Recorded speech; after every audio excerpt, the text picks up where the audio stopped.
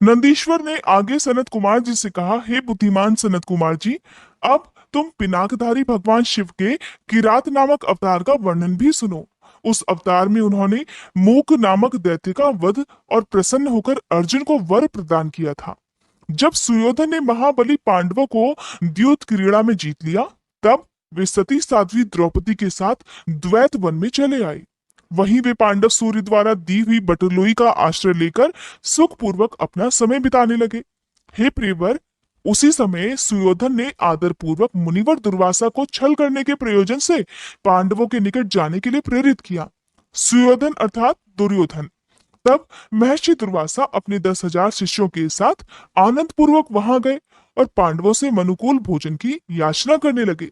तब उन सभी पांडवों ने उनकी प्रार्थना स्वीकार करके दुर्वासा आदि तपस्वी मुनियों को स्नान करने के लिए भेज दिया, क्योंकि पांडव जानते थे कि दुर्वासा ऋषि को जब क्रोध आ जाए तो वो किसी को भी श्राप देने से छोड़ते नहीं है।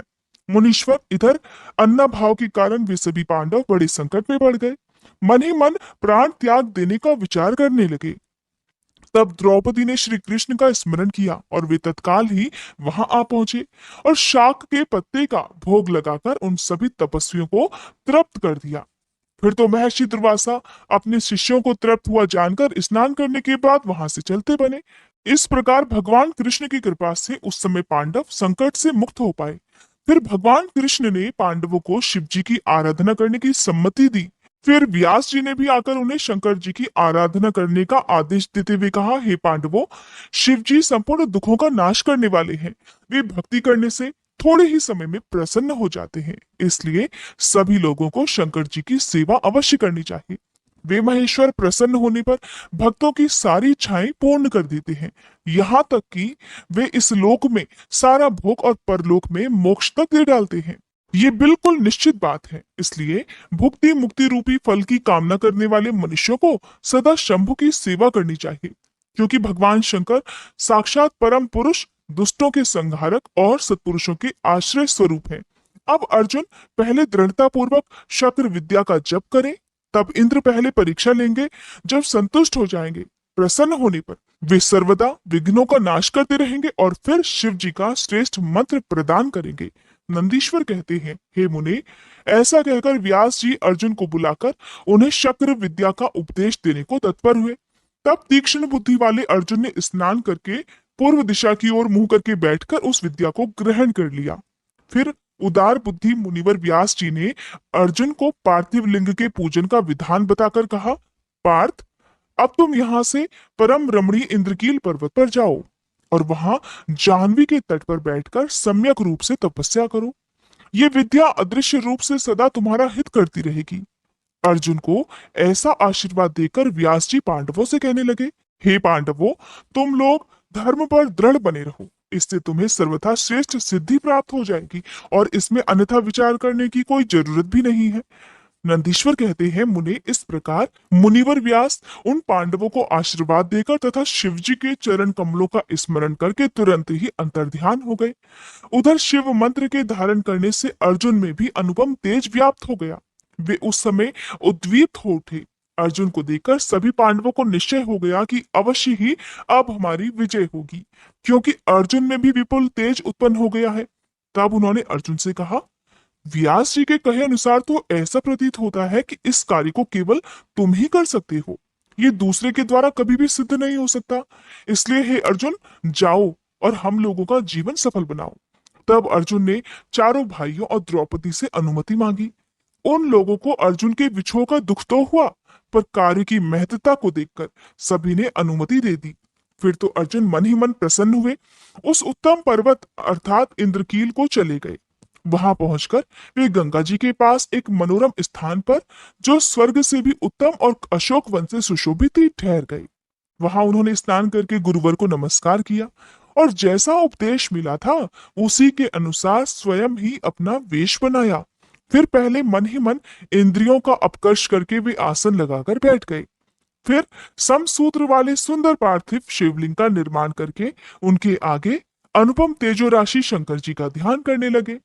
वे तीनों समय स्नान करके अनेक प्रकार से बारंबार शिव जी की पूजा करते हुए उपासना में लीन रहने लगे।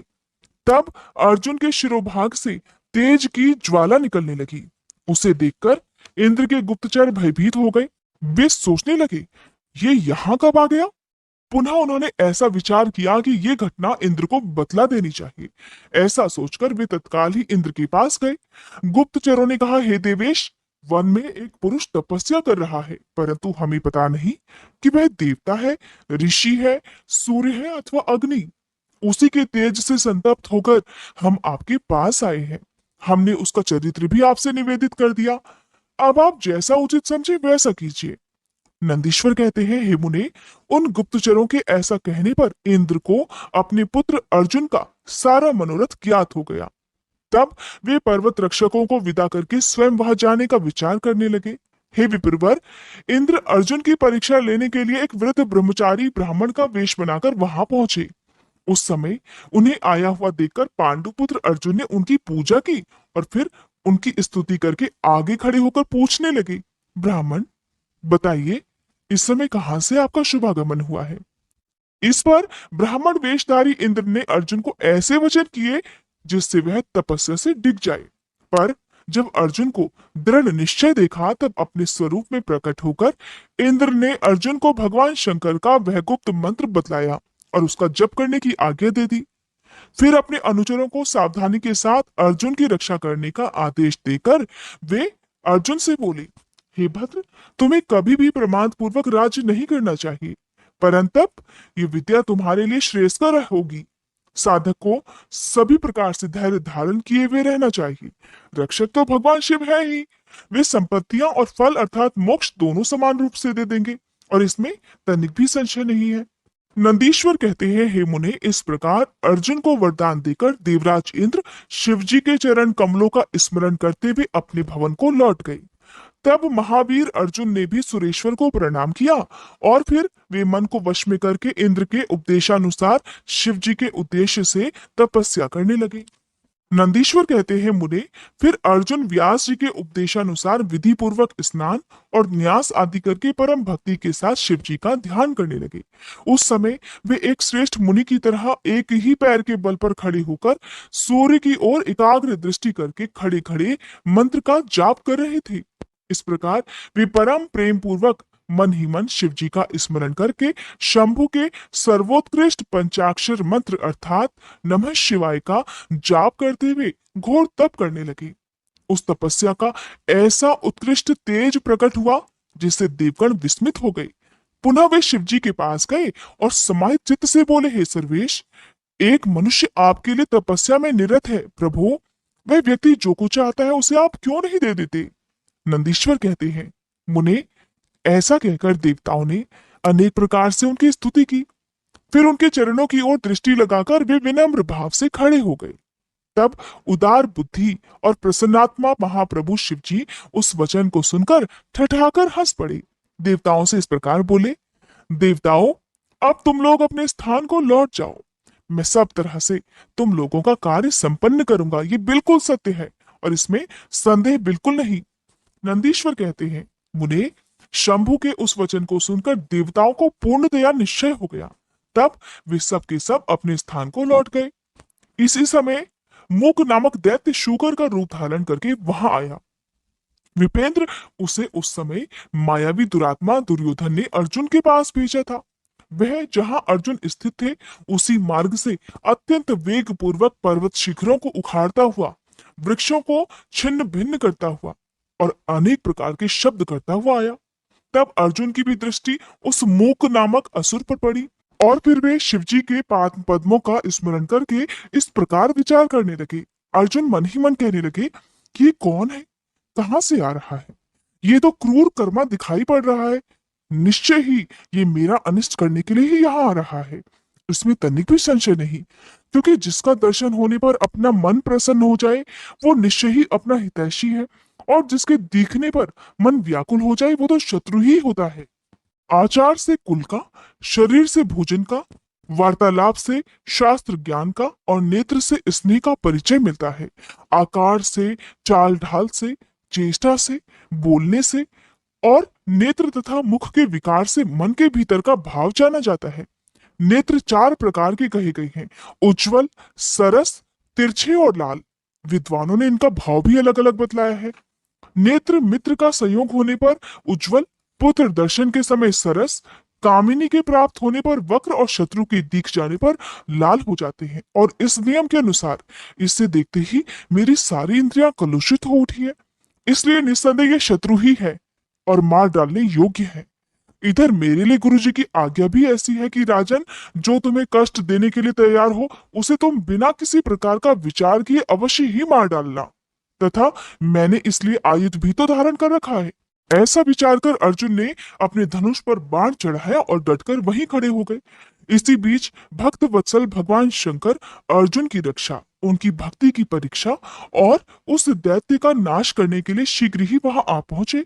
उस समय उनके साथ गणों का यूथ भी था और वे महान अद्भुत सुशिक्षित भील का रूप धारण किए हुए थे। उनकी कांच बंधी हुई थी और उन्होंने वस्त्र खंडों से ईशान ध्वज बांध रखा था। उनके शरीर पर श्वेत धारियां चमक रही थी। पीठ पर बाणों से भरा हुआ तरकश बंधा हुआ था और वे स्वयं धनुष बाण धारण किए हुए थे। उनका गण यूथ भी वैसे ही साज सज्जा से युक्त था। इस प्रकार शिव भिल्लराज बने हुए थे। वे सेनाध्यक्ष होकर तरह तरह के शब्द करते हुए आगे बढ़े। इतने में सुअर की गुर्राहट का शब्द दसों दिशाओं में गूंज उठा। उस शब्द से पर्वत आदि सभी जड़ पदार्थ झन्ना उठे। तब उस वनेचर के शब्द से घबराकर अर्जुन सोचने लगे, अहो, क्या ये भगवान शिव तो नहीं है जो यहाँ शुभ करने के लिए पधारे हैं? क्योंकि मैंने पहले भी ऐसा ही सुन रखा है। पुनः श्री कृष्ण और व्यास जी ने भी ऐसा ही कहा है और बारंबार देवताओं ने भी स्मरण करके ऐसी ही घोषणा की है कि शिव जी कल्याणकर्ता और सुखदाता हैं। वे मुक्ति प्रदान करने के कारण मुक्तिदाता कहे जाते हैं। उनके नाम का ध्यान करने से ही मनुष्य का निश्चय ही कल्याण हो जाता है। जो लोग सर्वभाव से उनका भजन करते हैं उन्हें स्वप्न में भी दुख का दर्शन नहीं होता। अगर कदाचित कुछ दुख आ भी जाता है तो उसे कर्मों का फल ही समझना चाहिए। सो भी बहुत की आशंका होने पर भी थोड़ा होता है, या फिर उसे विशेष रूप से प्रारब्ध का ही अर्थात पूर्व जन्म का ही दोष मानना चाहिए। या कभी कभी भगवान शंकर अपनी इच्छा से थोड़ा या अधिक दुख भुगताकर फिर निस्संदेह उसे दूर भी कर देते हैं और उससे दोगुना सुख भी देते हैं। ये बहुत गहन रहस्य की बात है जो आज के इस अध्याय में आपको बताई है। वे विष को अमृत और अमृत को विष भी बना देते हैं। अर्जुन मन ही मन सोच रहे हैं कि यो जैसी उनकी इच्छा होती है वैसा ही शिव करते रहते हैं। भला उन समर्थ को कौन मना कर सकता है? अन्यान्य प्राचीन भक्तों की भी ऐसी ही धारणा थी। इसलिए भावी भक्तों को सदा इस विचार पर अपने मन को स्थिर रखना चाहिए।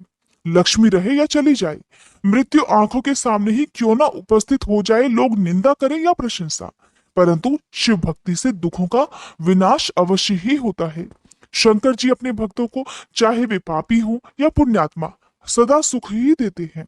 अगर कभी वे परीक्षा के लिए भक्तों को कष्ट में डाल भी देते हैं तो अंत में दयालु स्वभाव होने के कारण वे ही उसके सुखदाता भी होते हैं, उसे सुख प्रदान भी करते हैं। फिर तो वह भक्त उसी प्रकार निर्मल भी हो जाता है जैसे अग्नि में तपाया हुआ सोना शुद्ध हो जाता है। इसी तरह की बातें मैंने पहले भी मुनियों के मुंह से सुन रखी हैं। इसलिए मैं तो शिव जी का भजन करके उसी से उत्तम सुख प्राप्त करूंगा। अर्जुन मन में ऐसा विचार कर ही रहे थे कि तब तक बाण का लक्ष्यभूत वह सुअर वहां आ पहुंचा। उधर शिव जी भी उस सुअर के पीछे लगे हुए दिख पड़े। उस समय उन दोनों के बीच में वह शुकर अद्भुत शिखर सा दिख रहा था। उसकी बड़ी महिमा भी कही गई है। तब भक्त वत्सल भगवान शंकर अर्जुन की रक्षा करने के लिए बड़े वेग से आगे बढ़े। इसी समय उन दोनों ने उस शुकर पर बाण चलाया। शिव जी के बाण का लक्ष्य उसका पिछला भाग था, जिस तरह पूंछ थी, और अर्जुन ने उसके मुख को अपना निशाना बनाया था। शिव जी का बाण उसके पिछले भाग से प्रवेश करके मुंह के रास्ते से निकल गया और शीघ्र ही भूमि में विलीन हो गया, तथा अर्जुन का बाण उसके पिछले भाग से निकलकर बगल में ही गिर पड़ा। तब वह शुकर रूपधारी दैत्य उसी क्षण मरकर धरती पर गिर गया। उस समय देवताओं को महान हर्ष हुआ। उन्होंने पहले तो जय जयकार करते हुए पुष्पों की वर्षा की, फिर वे बारंबार नमस्कार करके भगवान शिव की स्तुति करने लगे। उस समय उन दोनों ने दैत्य के उस क्रूर रूप की ओर देखा। उसे देखकर शिव जी का मन संतुष्ट हो गया और फिर अर्जुन को महान सुख प्राप्त हुआ। फिर अर्जुन मन ही मन विशेष रूप से सुख का अनुभव करते हुए कहने लगे, अहो, ये श्रेष्ठ दैत्य परम अद्भुत रूप धारण करके ही मुझे मारने के लिए यहाँ आया था, परंतु शिवजी ने ही मेरी रक्षा की है। निस्संदेह उन परमेश्वर ने ही आज इसे मारने के लिए मेरी बुद्धि को प्रेरित किया होगा। ऐसा विचार कर अर्जुन ने शिव नाम संकीर्तन किया और फिर बारंबार उनके चरणों में प्रणाम करके उनकी स्तुति की। नंदीश्वर कहते हैं, महाज्ञानी सनत कुमार जी, अब परमात्मा शिव की उस लीला को भी सुनो जो भक्त वत्सलता से युक्त तथा उनकी दृढ़ता से भरी